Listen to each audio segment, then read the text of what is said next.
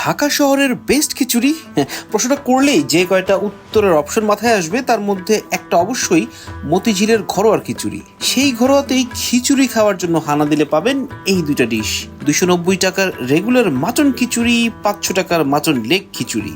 ঘরোয়ার খিচুড়ি মাখামাখা এটা সবাই জানে, কালিজিরা চালের সাথে মুগ ডালের মিক্সচারটা জটিল। তারপরও 15-20 বছর আগে ঘরোয়ার খিচুড়ির যে টেস্টটা পেয়েছি ওইটা আসলে মুখে লেগে আছে, এটার সাথে এখনকার কম্পারিজনটা চলে না। আচ্ছা, আগের কথা বাদ, বর্তমানে আসি।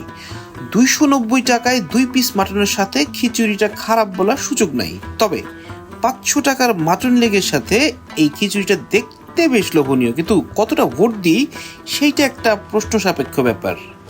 এগুলা বেশ আরাম করে খেলাম, তারপর মুখ ঠান্ডা করতে 120 টাকার ফালুদাও খেলাম। আচ্ছা, আপনার কাছে ঢাকা শহরের বেস্ট খিচুড়ি কোনটা?